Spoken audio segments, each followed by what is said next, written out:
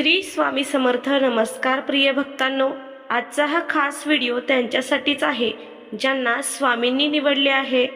प्रत्येकाच्या मनात असतं, छोटंसं का होईना पण आपलं घर असावं, आणि त्यासाठी आपण प्रयत्न देखील करत असतो. पण अनेक वेळा आपल्या प्रयत्नांना यश मिळत नाही, पैशांची अडचण भासते, अनेक वेळा घराचे स्वप्न अपूर्णच राहते. तुम्हालाही या समस्येला सामोरे जावे लागत आहे का? तर काळजी करू नका. आज आम्ही तुमच्यासाठी एक चमत्कारिक उपाय घेऊन आलेलो आहोत. हा उपाय म्हणजे ब्रह्मांड नायक श्री स्वामी समर्थांचा जप. या मंत्रजपामुळे तुमचे घराचे स्वप्न पूर्ण होईल, आयुष्यात पैशांची अडचण भासणार नाही. हा मंत्र ऐकताना तुमची घराची इच्छा आहे ती स्वामींसमोर व्यक्त करा. घराचे स्वप्न लवकर पूर्ण होऊ दे अशी स्वामींजवळ प्रार्थना करा. हा मंत्र कोणताही साधारण मंत्र नाही, तर हा अत्यंत प्रभावी मंत्र आहे. या मंत्राचा जप ऐकल्याने हा मंत्र चमत्कारी प्रभाव सुरू करतो. तुम्ही आतापर्यंत पाहिले असेल, अनेक लोक ज्यांच्याकडे काहीही नसते पण अचानक त्यांचे घराचे स्वप्न पूर्ण होते, पैशांचे अनेक मार्ग त्यांच्याकडे खुले होतात. तर या गोष्टी ही चमत्कारापेक्षा कमी नसतात, पण आपणही प्रयत्न करायला हवे. हा मंत्र जप ऐकायला हवा. आपल्या हिंदू धर्मात मंत्रांना अनन्यसाधारण महत्त्व आहे. मंत्रजपातून आपण आपल्या मनातील सर्व इच्छा पूर्ण करू शकतो. केवळ नाम जपाने आतापर्यंत बऱ्याच लोकांच्या इच्छा पूर्ण झालेल्या आहेत. ते लोक श्रीमंत झालेले आहेत. मंत्र जप केल्यामुळे आपल्या भोवती चमत्कारिक ऊर्जा प्रवाहित होते. आपण ज्या इच्छा मनात ठेवतो त्या इच्छा पूर्ण होण्यासाठी दैवी ऊर्जा प्राप्त होते आणि हळूहळू आपल्या सर्व इच्छा पूर्ण होऊ लागतात.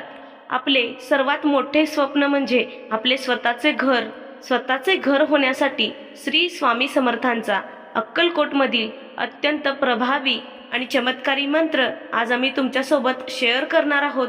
हा मंत्र तुम्ही अवश्य ऐका. तुमच्या मनातील इच्छा स्वामींसमोर व्यक्त करा. कमेंट बॉक्समध्ये श्री स्वामी समर्थ टाईप करायला विसरू नका. तर प्रिय भक्तांनो, हा चमत्कारिक मंत्र कोणता आहे ते पाहूया.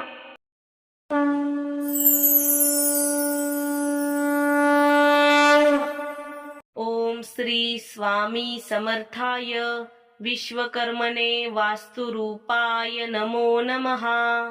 ओम श्री स्वामी समर्थाय विश्वकर्मणे वास्तुरूपाय नमो नमः.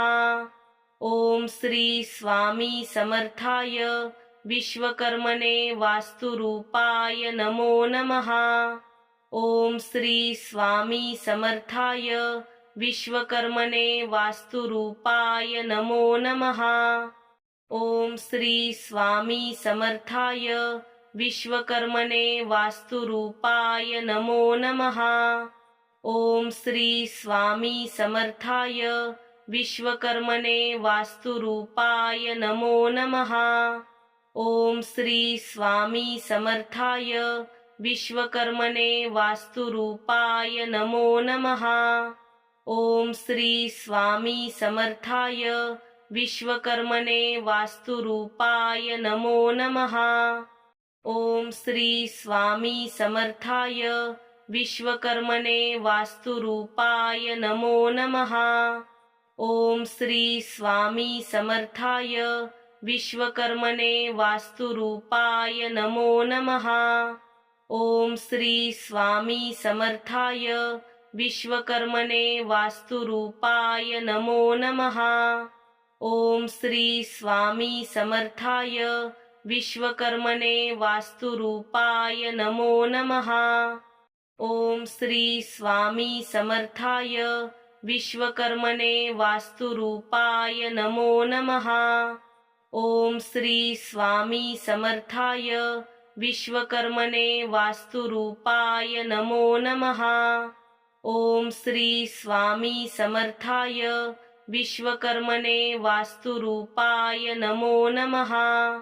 ओम श्री स्वामी समर्थाय विश्वकर्मणे वास्तुरूपाय नमो नमः. ओम श्री स्वामी समर्थाय विश्वकर्मणे वास्तुरूपाय नमो नमः. ओम श्री स्वामी समर्थाय विश्वकर्मणे वास्तुरूपाय नमो नमः. ओम श्री स्वामी समर्थाय विश्वकर्मणे वास्तुरूपाय नमो नमः। ओम श्री स्वामी समर्थाय विश्वकर्मणे वास्तुरूपाय नमो नमः। ओम श्री स्वामी समर्थाय विश्वकर्मणे वास्तुरूपाय नमो नमः। ओम श्री स्वामी समर्थाय विश्वकर्मणे वास्तुरूपाय नमो नमः। ओम श्री स्वामी समर्थाय विश्वकर्मणे वास्तुरूपाय नमो नमः। ओम श्री स्वामी समर्थाय विश्वकर्मणे वास्तुरूपाय नमो नमः। ओम श्री स्वामी समर्थाय विश्वकर्मणे वास्तुरूपाय नमो नमः। ओम श्री स्वामी समर्थाय विश्वकर्मणे वास्तुरूपाय नमो नमः। ओम श्री स्वामी समर्थाय विश्वकर्मणे वास्तुरूपाय नमो नमः। ओम श्री स्वामी समर्थाय विश्वकर्मणे वास्तुरूपाय नमो नमः। ओम श्री स्वामी समर्थाय विश्वकर्मणे वास्तुरूपाय नमो नमः। ओम श्री स्वामी समर्थाय विश्वकर्मणे वास्तुरूपाय नमो नमः।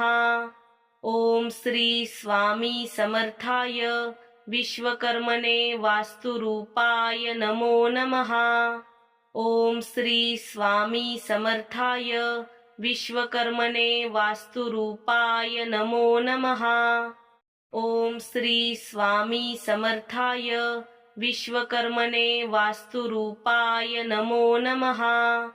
ओम श्री स्वामी समर्थाय विश्वकर्मणे वास्तुरूपाय नमो नमः।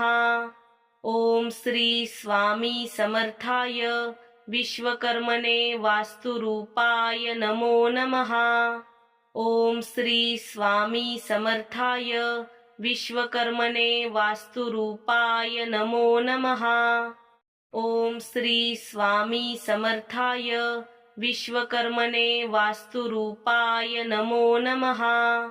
ओम श्री स्वामी समर्थाय विश्वकर्मणे वास्तुरूपाय नमो नमः। ओम श्री स्वामी समर्थाय विश्वकर्मणे वास्तुरूपाय नमो नमः। ओम श्री स्वामी समर्थाय विश्वकर्मणे वास्तुरूपाय नमो नमः।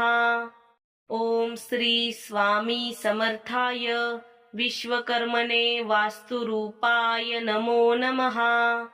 ओम श्री स्वामी समर्थाय विश्वकर्मणे वास्तुरूपाय नमो नमः।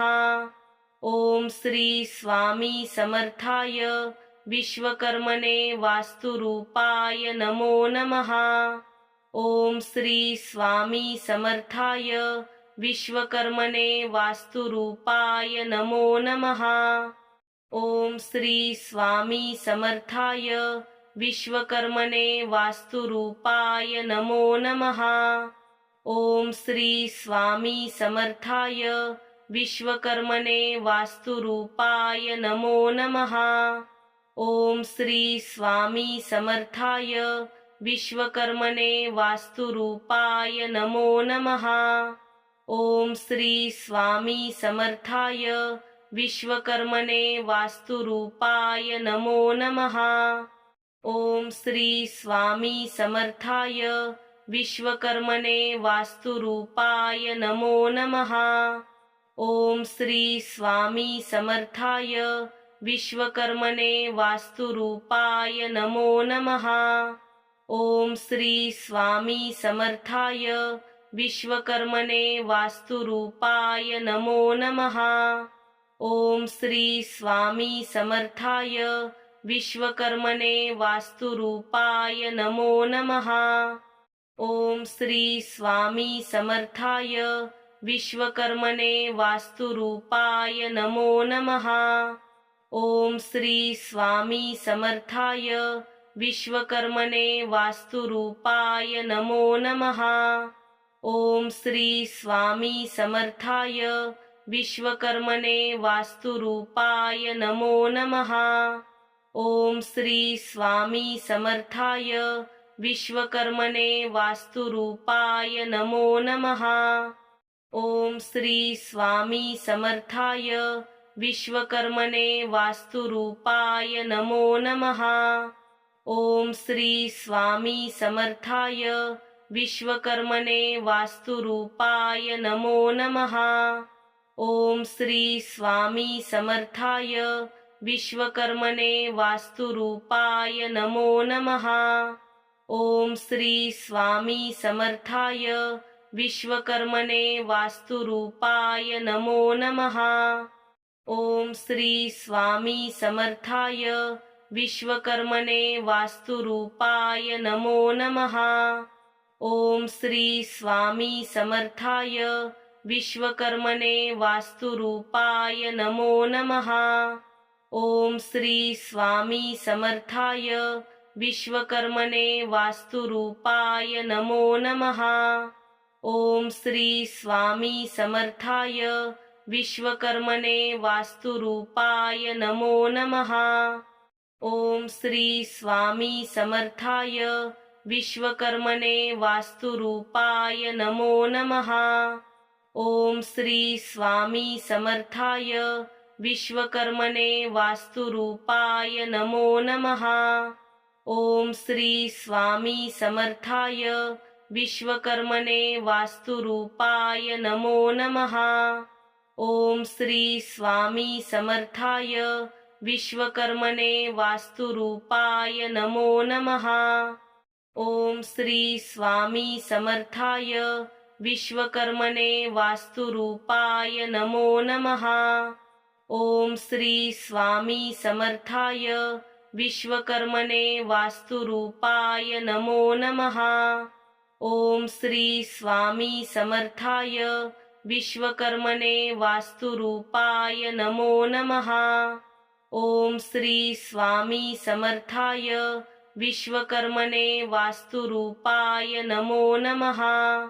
ओम श्री स्वामी समर्थाय विश्वकर्मणे वास्तुरूपाय नमो नमः। ओम श्री स्वामी समर्थाय विश्वकर्मणे वास्तुरूपाय नमो नमः। ओम श्री स्वामी समर्थाय विश्वकर्मणे वास्तुरूपाय नमो नमः। ओम श्री स्वामी समर्थाय विश्वकर्मणे वास्तुरूपाय नमो नमः। ओम श्री स्वामी समर्थाय विश्वकर्मणे वास्तुरूपाय नमो नमः। ओम श्री स्वामी समर्थाय विश्वकर्मणे वास्तुरूपाय नमो नमः। ओम श्री स्वामी समर्थाय विश्वकर्मणे वास्तुरूपाय नमो नमः। ओम श्री स्वामी समर्थाय विश्वकर्मणे वास्तुरूपाय नमो नमः। ओम श्री स्वामी समर्थाय विश्वकर्मणे वास्तुरूपाय नमो नमः। ओम श्री स्वामी समर्थाय विश्वकर्मणे वास्तुरूपाय नमो नमः। ओम श्री स्वामी समर्थाय विश्वकर्मणे वास्तुरूपाय नमो नमः। ओम श्री स्वामी समर्थाय विश्वकर्मणे वास्तुरूपाय नमो नमः। ओम श्री स्वामी समर्थाय विश्वकर्मणे वास्तुरूपाय नमो नमः। ओम श्री स्वामी समर्थाय विश्वकर्मणे वास्तुरूपाय नमो नमः। ओम श्री स्वामी समर्थाय विश्वकर्मणे वास्तुरूपाय नमो नमः। ओम श्री स्वामी समर्थाय विश्वकर्मणे वास्तुरूपाय नमो नमः। ओम श्री स्वामी समर्थाय विश्वकर्मणे वास्तुरूपाय नमो नमः। ओम श्री स्वामी समर्थाय विश्वकर्मणे वास्तुरूपाय नमो नमः। ओम श्री स्वामी समर्थाय विश्वकर्मणे वास्तुरूपाय नमो नमः। ओम श्री स्वामी समर्थाय विश्वकर्मणे वास्तुरूपाय नमो नमः। ओम श्री स्वामी समर्थाय विश्वकर्मणे वास्तुरूपाय नमो नमः। ओम श्री स्वामी समर्थाय विश्वकर्मणे वास्तुरूपाय नमो नमः। ओम श्री स्वामी समर्थाय विश्वकर्मणे वास्तुरूपाय नमो नमः। ओम श्री स्वामी समर्थाय विश्वकर्मणे वास्तुरूपाय नमो नमः। ओम श्री स्वामी समर्थाय विश्वकर्मणे वास्तुरूपाय नमो नमः। ओम श्री स्वामी समर्थाय विश्वकर्मणे वास्तुरूपाय नमो नमः। ओम श्री स्वामी समर्थाय विश्वकर्मणे वास्तुरूपाय नमो नमः। ओम श्री स्वामी समर्थाय विश्वकर्मणे वास्तुरूपाय नमो नमः। ओम श्री स्वामी समर्थाय विश्वकर्मणे वास्तुरूपाय नमो नमः। ओम श्री स्वामी समर्थाय विश्वकर्मणे वास्तुरूपाय नमो नमः।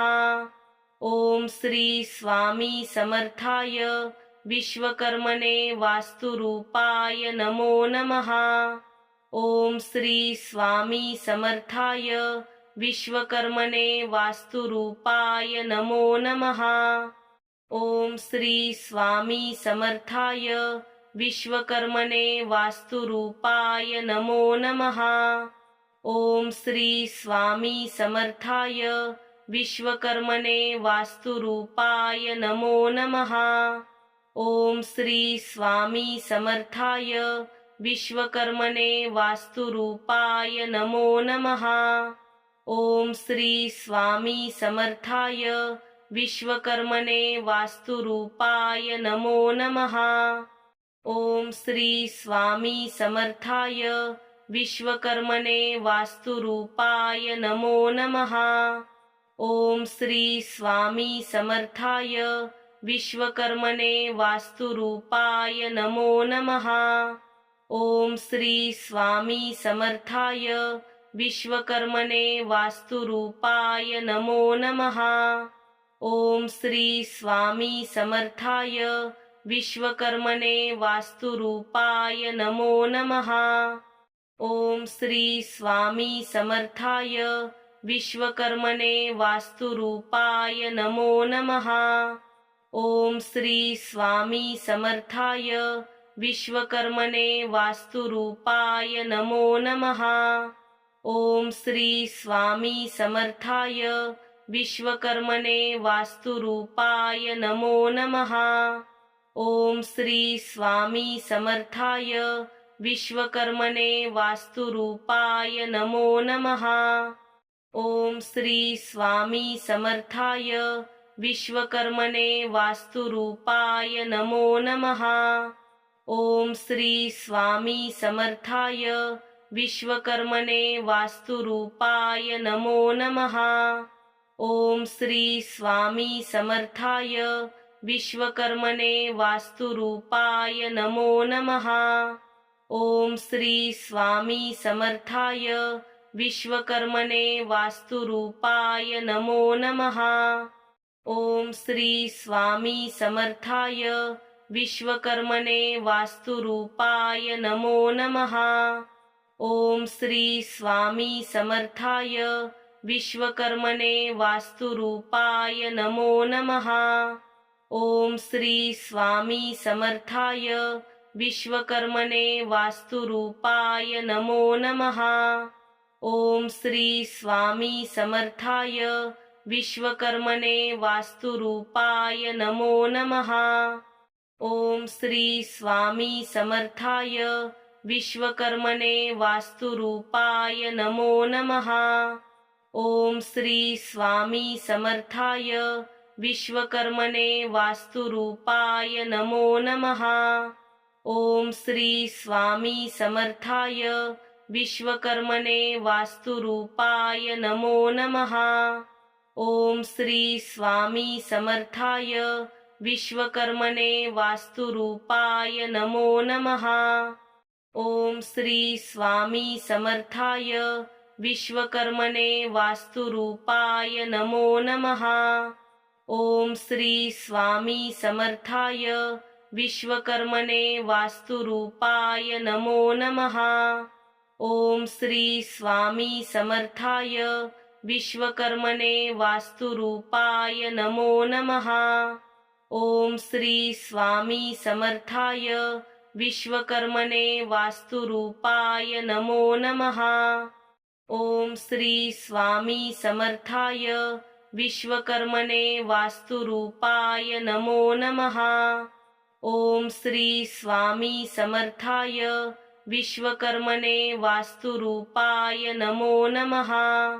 ओम श्री स्वामी समर्थाय विश्वकर्मणे वास्तुरूपाय नमो नमः। ओम श्री स्वामी समर्थाय विश्वकर्मणे वास्तुरूपाय नमो नमः। ओम श्री स्वामी समर्थाय विश्वकर्मणे वास्तुरूपाय नमो नमः। ओम श्री स्वामी समर्थाय विश्वकर्मणे वास्तुरूपाय नमो नमः। ओम श्री स्वामी समर्थाय विश्वकर्मणे वास्तुरूपाय नमो नमः। ओम श्री स्वामी समर्थाय विश्वकर्मणे वास्तुरूपाय नमो नमः। ओम श्री स्वामी समर्थाय विश्वकर्मणे वास्तुरूपाय नमो नमः। ओम श्री स्वामी समर्थाय विश्वकर्मणे वास्तुरूपाय नमो नमः। ओम श्री स्वामी समर्थाय विश्वकर्मणे वास्तुरूपाय नमो नमः। ओम श्री स्वामी समर्थाय विश्वकर्मणे वास्तुरूपाय नमो नमः। ओम श्री स्वामी समर्थाय विश्वकर्मणे वास्तुरूपाय नमो नमः।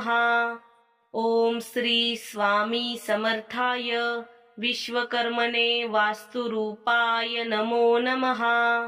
ओम श्री स्वामी समर्थाय विश्वकर्मणे वास्तुरूपाय नमो नमः।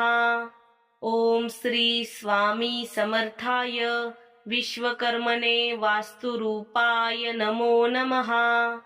ओम श्री स्वामी समर्थाय विश्वकर्मणे वास्तुरूपाय नमो नमः।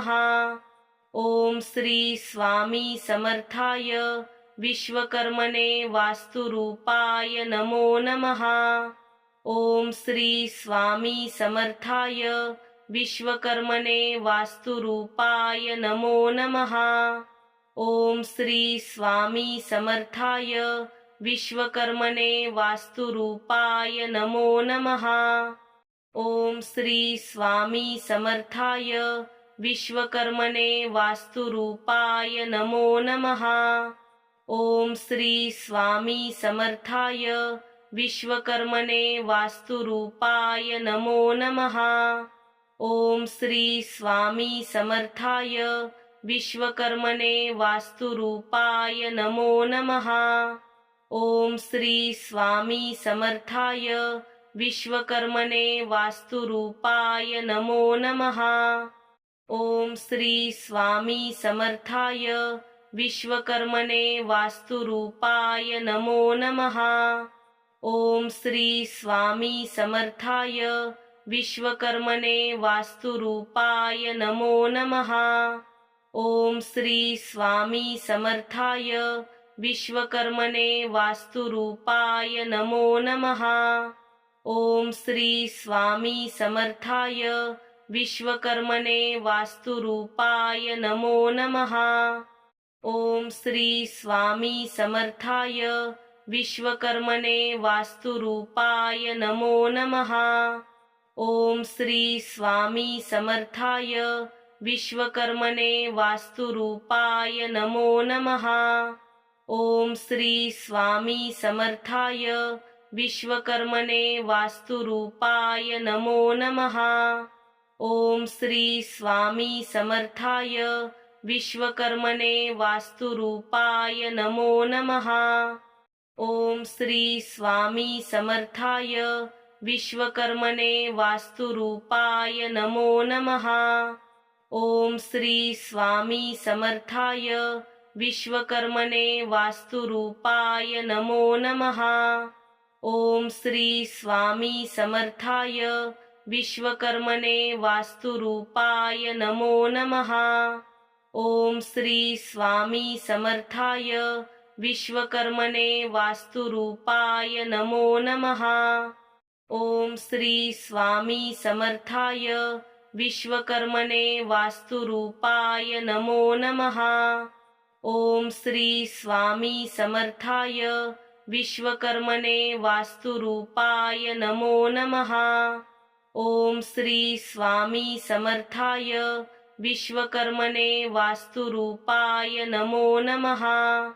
ओम श्री स्वामी समर्थाय विश्वकर्मणे वास्तुरूपाय नमो नमः। ओम श्री स्वामी समर्थाय विश्वकर्मणे वास्तुरूपाय नमो नमः।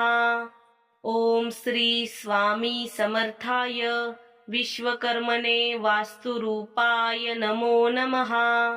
ओम श्री स्वामी समर्थाय विश्वकर्मणे वास्तुरूपाय नमो नमः। ओम श्री स्वामी समर्थाय विश्वकर्मणे वास्तुरूपाय नमो नमः। ओम श्री स्वामी समर्थाय विश्वकर्मणे वास्तुरूपाय नमो नमः। ओम श्री स्वामी समर्थाय विश्वकर्मणे वास्तुरूपाय नमो नमः। ओम श्री स्वामी समर्थाय विश्वकर्मणे वास्तुरूपाय नमो नमः। ओम श्री स्वामी समर्थाय विश्वकर्मणे वास्तुरूपाय नमो नमः। ओम श्री स्वामी समर्थाय विश्वकर्मणे वास्तुरूपाय नमो नमः। ओम श्री स्वामी समर्थाय विश्वकर्मणे वास्तुरूपाय नमो नमः।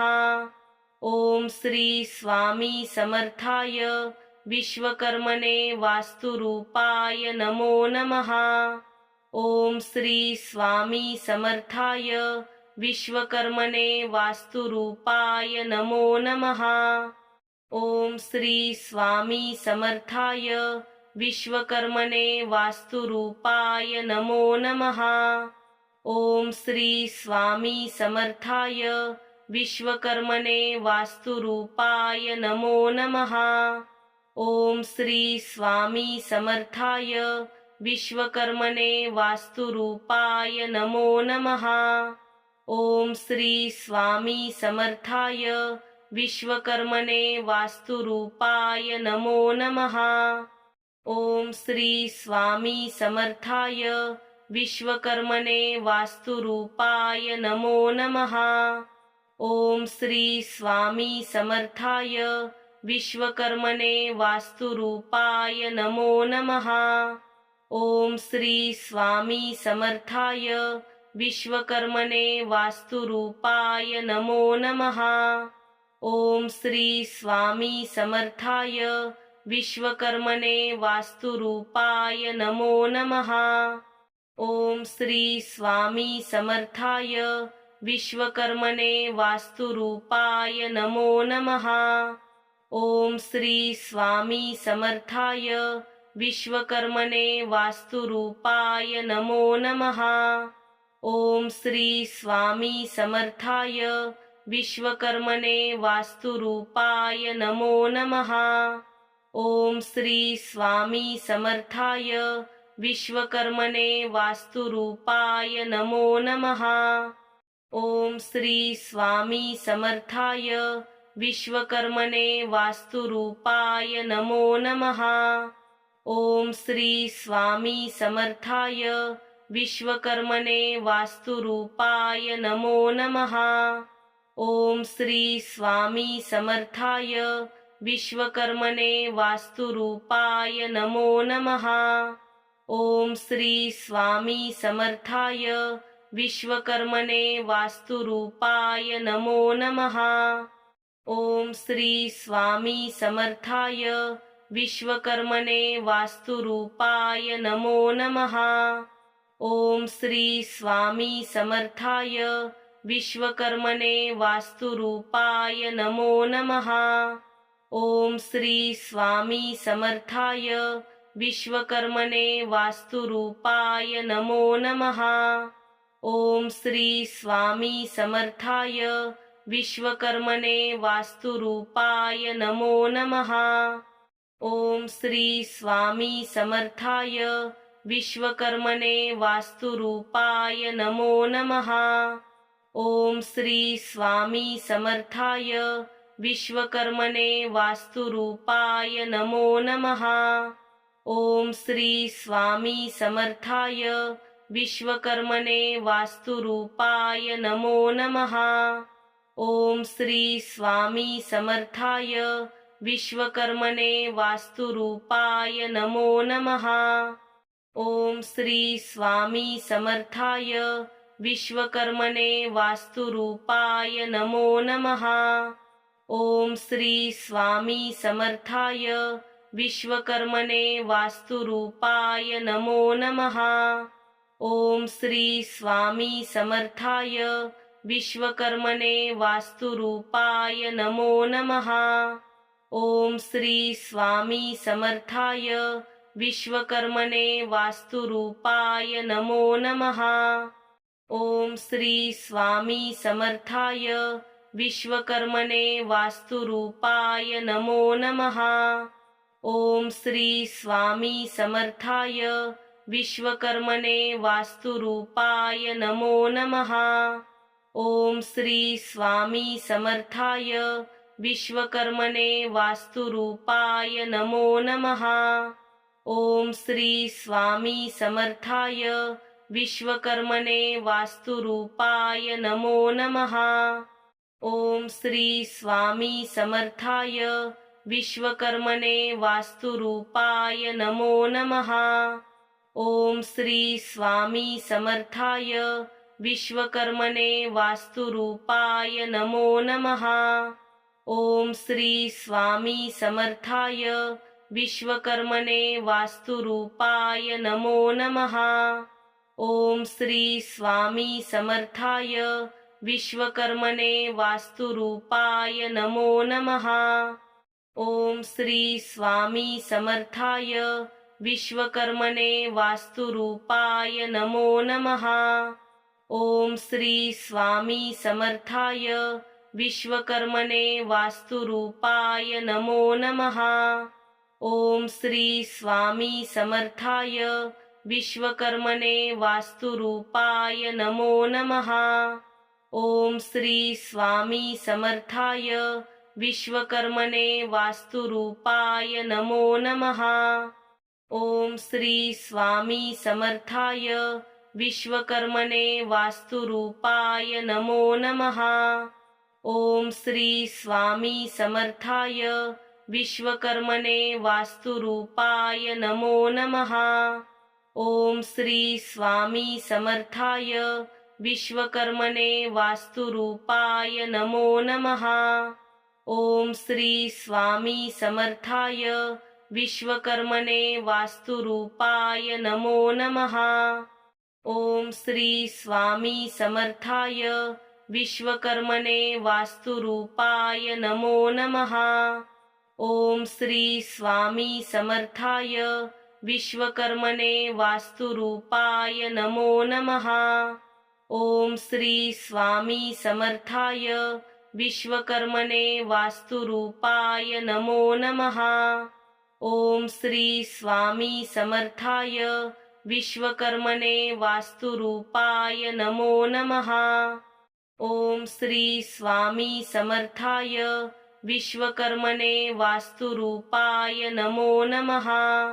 ओम श्री स्वामी समर्थाय विश्वकर्मणे वास्तुरूपाय नमो नमः। ओम श्री स्वामी समर्थाय विश्वकर्मणे वास्तुरूपाय नमो नमः। ओम श्री स्वामी समर्थाय विश्वकर्मणे वास्तुरूपाय नमो नमः। ओम श्री स्वामी समर्थाय विश्वकर्मणे वास्तुरूपाय नमो नमः। ओम श्री स्वामी समर्थाय विश्वकर्मणे वास्तुरूपाय नमो नमः। ओम श्री स्वामी समर्थाय विश्वकर्मणे वास्तुरूपाय नमो नमः। ओम श्री स्वामी समर्थाय विश्वकर्मणे वास्तुरूपाय नमो नमः। ओम श्री स्वामी समर्थाय विश्वकर्मणे वास्तुरूपाय नमो नमः। ओम श्री स्वामी समर्थाय विश्वकर्मणे वास्तुरूपाय नमो नमः। ओम श्री स्वामी समर्थाय विश्वकर्मणे वास्तुरूपाय नमो नमः। ओम श्री स्वामी समर्थाय विश्वकर्मणे वास्तुरूपाय नमो नमः। ओम श्री स्वामी समर्थाय विश्वकर्मणे वास्तुरूपाय नमो नमः। ओम श्री स्वामी समर्थाय विश्वकर्मणे वास्तुरूपाय नमो नमः। ओम श्री स्वामी समर्थाय विश्वकर्मणे वास्तुरूपाय नमो नमः। ओम श्री स्वामी समर्थाय विश्वकर्मणे वास्तुरूपाय नमो नमः।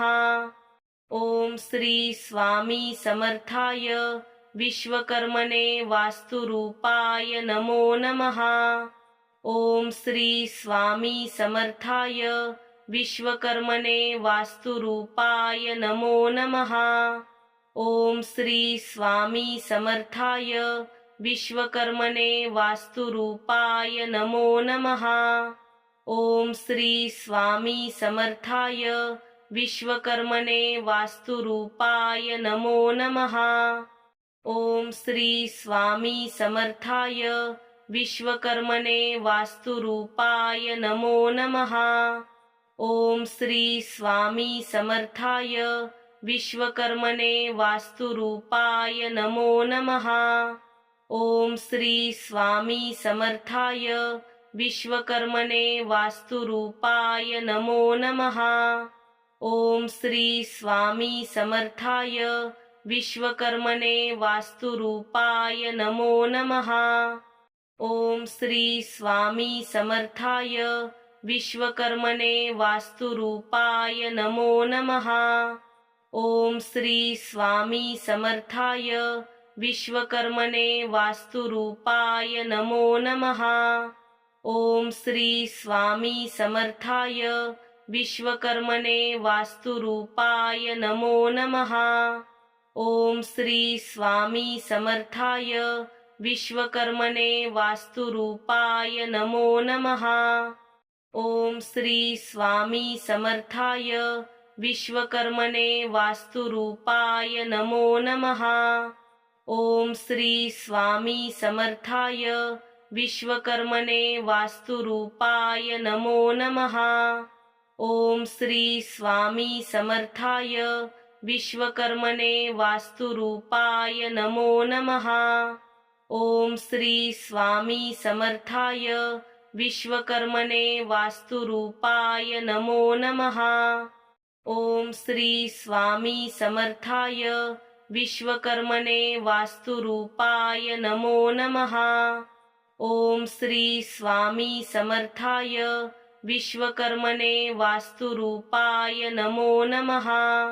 ओम श्री स्वामी समर्थाय विश्वकर्मणे वास्तुरूपाय नमो नमः। ओम श्री स्वामी समर्थाय विश्वकर्मणे वास्तुरूपाय नमो नमः। ओम श्री स्वामी समर्थाय विश्वकर्मणे वास्तुरूपाय नमो नमः। ओम श्री स्वामी समर्थाय विश्वकर्मणे वास्तुरूपाय नमो नमः। ओम श्री स्वामी समर्थाय विश्वकर्मणे वास्तुरूपाय नमो नमः।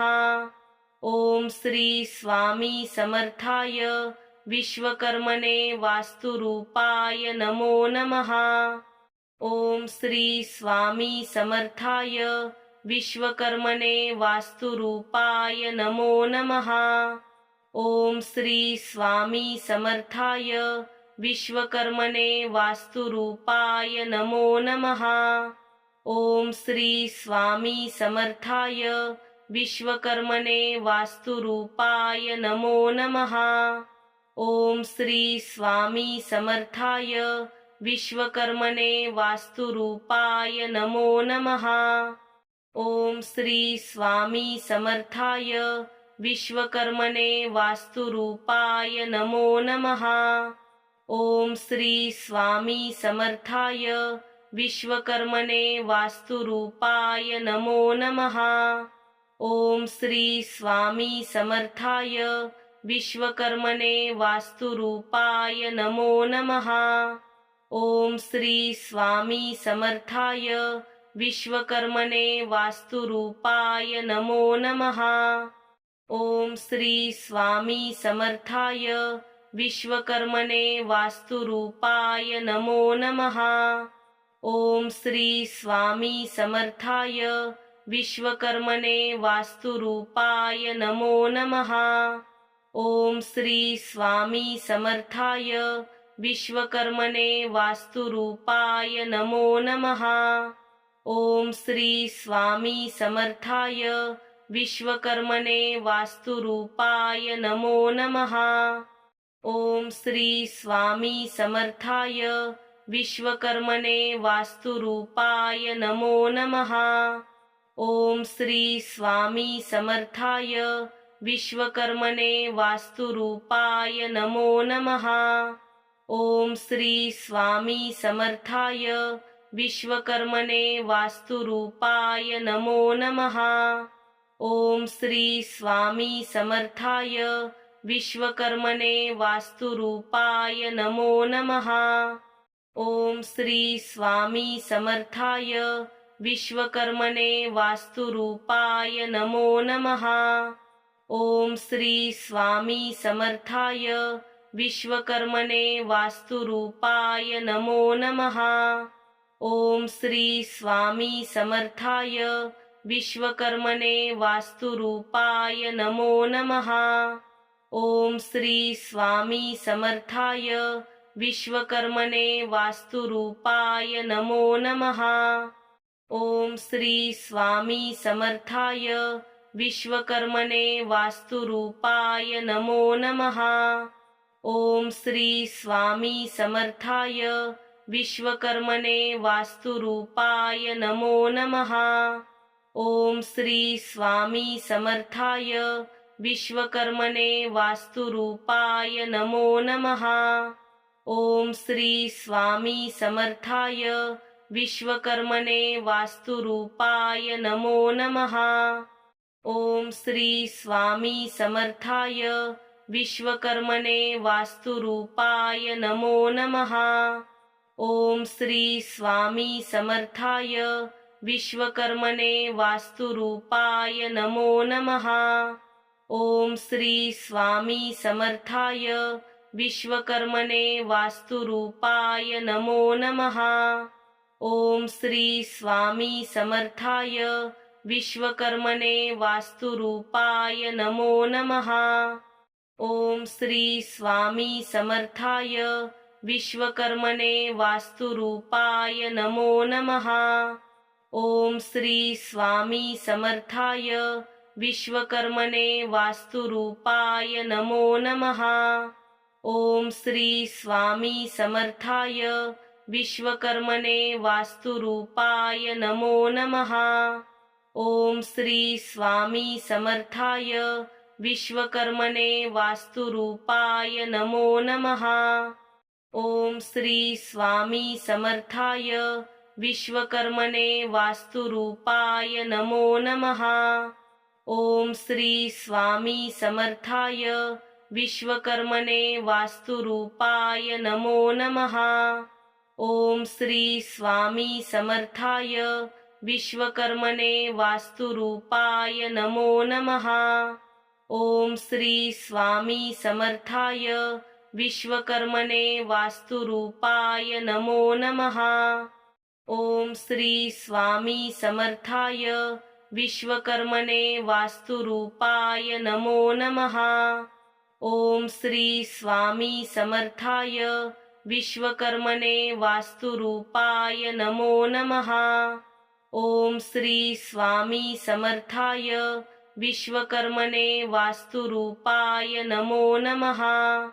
ओम श्री स्वामी समर्थाय विश्वकर्मणे वास्तुरूपाय नमो नमः। ओम श्री स्वामी समर्थाय विश्वकर्मणे वास्तुरूपाय नमो नमः। ओम श्री स्वामी समर्थाय विश्वकर्मणे वास्तुरूपाय नमो नमः। ओम श्री स्वामी समर्थाय विश्वकर्मणे वास्तुरूपाय नमो नमः। ओम श्री स्वामी समर्थाय विश्वकर्मणे वास्तुरूपाय नमो नमः। ओम श्री स्वामी समर्थाय विश्वकर्मणे वास्तुरूपाय नमो नमः। ओम श्री स्वामी समर्थाय विश्वकर्मणे वास्तुरूपाय नमो नमः। ओम श्री स्वामी समर्थाय विश्वकर्मणे वास्तुरूपाय नमो नमः। ओम श्री स्वामी समर्थाय विश्वकर्मणे वास्तुरूपाय नमो नमः। ओम श्री स्वामी समर्थाय विश्वकर्मणे वास्तुरूपाय नमो नमः। ओम श्री स्वामी समर्थाय विश्वकर्मणे वास्तुरूपाय नमो नमः। ओम श्री स्वामी समर्थाय विश्वकर्मणे वास्तुरूपाय नमो नमः। ओम श्री स्वामी समर्थाय विश्वकर्मणे वास्तुरूपाय नमो नमः। ओम श्री स्वामी समर्थाय विश्वकर्मणे वास्तुरूपाय नमो नमः। ओम श्री स्वामी समर्थाय विश्वकर्मणे वास्तुरूपाय नमो नमः। ओम श्री स्वामी समर्थाय विश्वकर्मणे वास्तुरूपाय नमो नमः। ओम श्री स्वामी समर्थाय विश्वकर्मणे वास्तुरूपाय नमो नमः। ओम श्री स्वामी समर्थाय विश्वकर्मणे वास्तुरूपाय नमो नमः। ओम श्री स्वामी समर्थाय विश्वकर्मणे वास्तुरूपाय नमो नमः। ओम श्री स्वामी समर्थाय विश्वकर्मणे वास्तुरूपाय नमो नमः। ओम श्री स्वामी समर्थाय विश्वकर्मणे वास्तुरूपाय नमो नमः। ओम श्री स्वामी समर्थाय विश्वकर्मणे वास्तुरूपाय नमो नमः। ओम श्री स्वामी समर्थाय विश्वकर्मणे वास्तुरूपाय नमो नमः। ओम श्री स्वामी समर्थाय विश्वकर्मणे वास्तुरूपाय नमो नमः। ओम श्री स्वामी समर्थाय विश्वकर्मणे वास्तुरूपाय नमो नमः। ओम श्री स्वामी समर्थाय विश्वकर्मणे वास्तुरूपाय नमो नमः।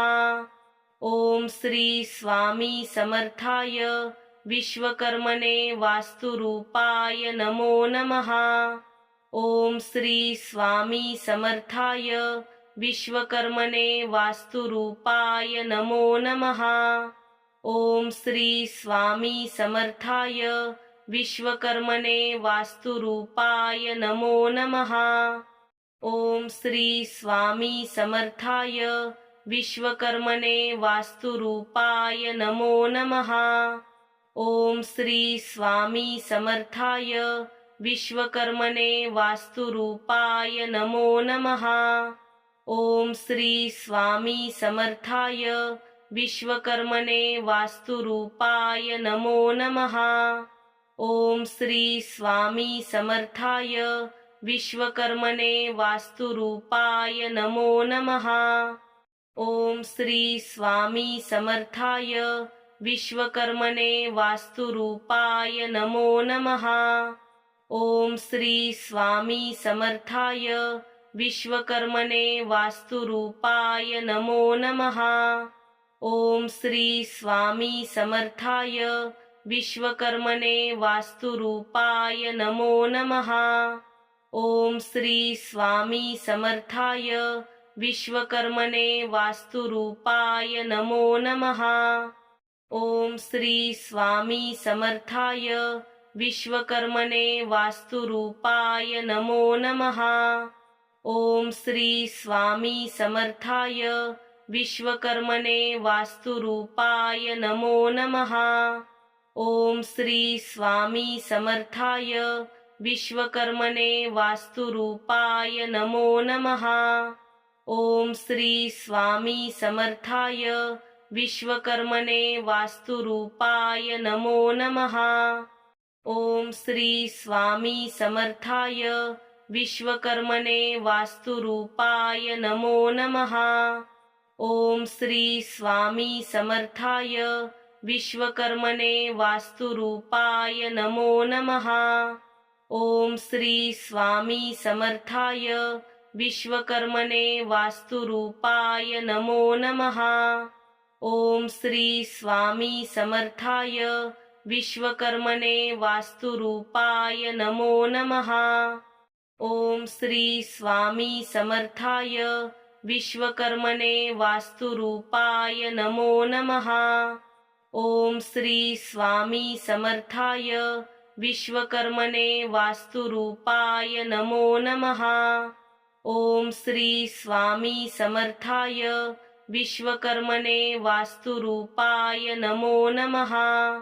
ओम श्री स्वामी समर्थाय विश्वकर्मणे वास्तुरूपाय नमो नमः। ओम श्री स्वामी समर्थाय विश्वकर्मणे वास्तुरूपाय नमो नमः। ओम श्री स्वामी समर्थाय विश्वकर्मणे वास्तुरूपाय नमो नमः। ओम श्री स्वामी समर्थाय विश्वकर्मणे वास्तुरूपाय नमो नमः। ओम श्री स्वामी समर्थाय विश्वकर्मणे वास्तुरूपाय नमो नमः। ओम श्री स्वामी समर्थाय विश्वकर्मणे वास्तुरूपाय नमो नमः। ओम श्री स्वामी समर्थाय विश्वकर्मणे वास्तुरूपाय नमो नमः। ओम श्री स्वामी समर्थाय विश्वकर्मणे वास्तुरूपाय नमो नमः।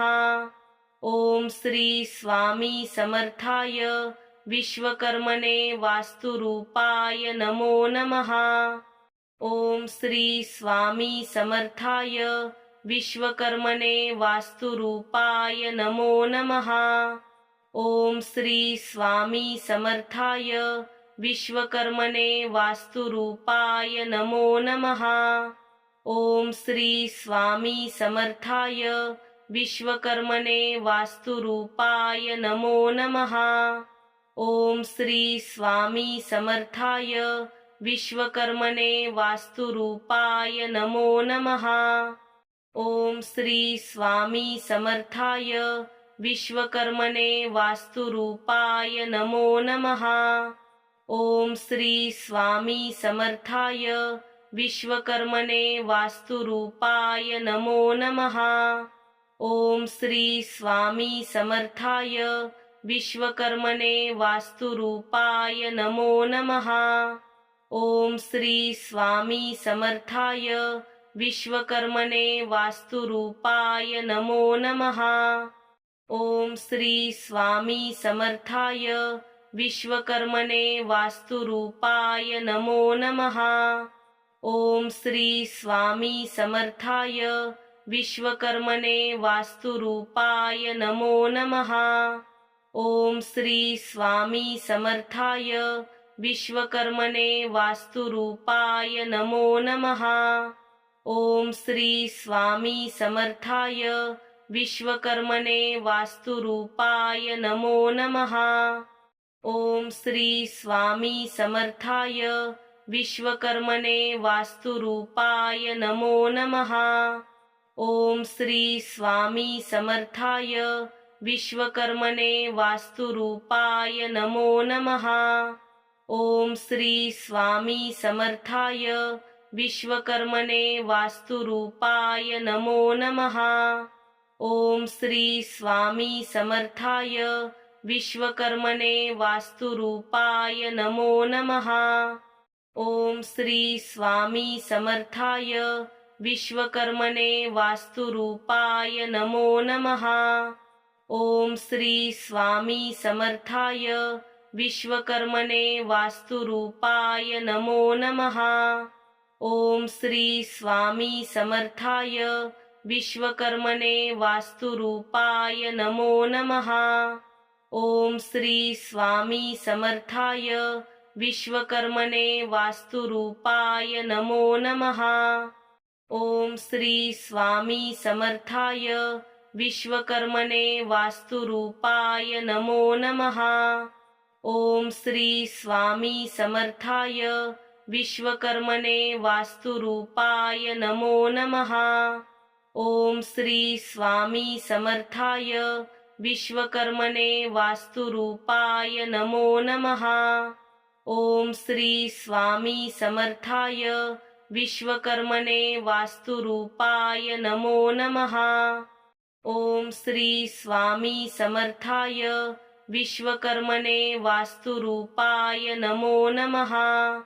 ओम श्री स्वामी समर्थाय विश्वकर्मणे वास्तुरूपाय नमो नमः। ओम श्री स्वामी समर्थाय विश्वकर्मणे वास्तुरूपाय नमो नमः। ओम श्री स्वामी समर्थाय विश्वकर्मणे वास्तुरूपाय नमो नमः। ओम श्री स्वामी समर्थाय विश्वकर्मणे वास्तुरूपाय नमो नमः। ओम श्री स्वामी समर्थाय विश्वकर्मणे वास्तुरूपाय नमो नमः। ओम श्री स्वामी समर्थाय विश्वकर्मणे वास्तुरूपाय नमो नमः। ओम श्री स्वामी समर्थाय विश्वकर्मणे वास्तुरूपाय नमो नमः। ओम श्री स्वामी समर्थाय विश्वकर्मणे वास्तुरूपाय नमो नमः। ओम श्री स्वामी समर्थाय विश्वकर्मणे वास्तुरूपाय नमो नमः। ओम श्री स्वामी समर्थाय विश्वकर्मणे वास्तुरूपाय नमो नमः। ओम श्री स्वामी समर्थाय विश्वकर्मणे वास्तुरूपाय नमो नमः। ओम श्री स्वामी समर्थाय विश्वकर्मणे वास्तुरूपाय नमो नमः। ओम श्री स्वामी समर्थाय विश्वकर्मणे वास्तुरूपाय नमो नमः। ओम श्री स्वामी समर्थाय विश्वकर्मणे वास्तुरूपाय नमो नमः। ओम श्री स्वामी समर्थाय विश्वकर्मणे वास्तुरूपाय नमो नमः। ओम श्री स्वामी समर्थाय विश्वकर्मणे वास्तुरूपाय नमो नमः। ओम श्री स्वामी समर्थाय विश्वकर्मणे वास्तुरूपाय नमो नमः।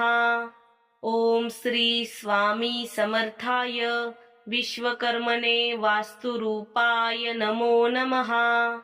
ओम श्री स्वामी समर्थाय विश्वकर्मणे वास्तुरूपाय नमो नमः। ओम श्री स्वामी समर्थाय विश्वकर्मणे वास्तुरूपाय नमो नमः। ओम श्री स्वामी समर्थाय विश्वकर्मणे वास्तुरूपाय नमो नमः।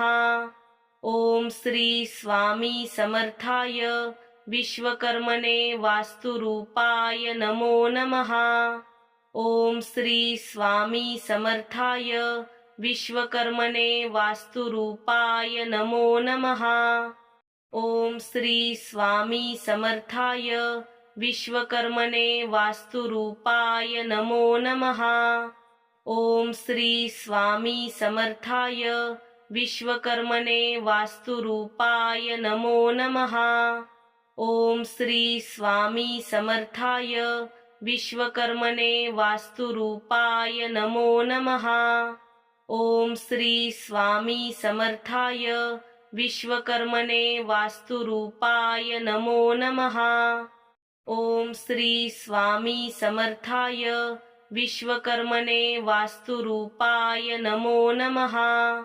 ओम श्री स्वामी समर्थाय विश्वकर्मणे वास्तुरूपाय नमो नमः। ओम श्री स्वामी समर्थाय विश्वकर्मणे वास्तुरूपाय नमो नमः। ओम श्री स्वामी समर्थाय विश्वकर्मणे वास्तुरूपाय नमो नमः। ओम श्री स्वामी समर्थाय विश्वकर्मणे वास्तुरूपाय नमो नमः। ओम श्री स्वामी समर्थाय विश्वकर्मणे वास्तुरूपाय नमो नमः। ओम श्री स्वामी समर्थाय विश्वकर्मणे वास्तुरूपाय नमो नमः। ओम श्री स्वामी समर्थाय विश्वकर्मणे वास्तुरूपाय नमो नमः।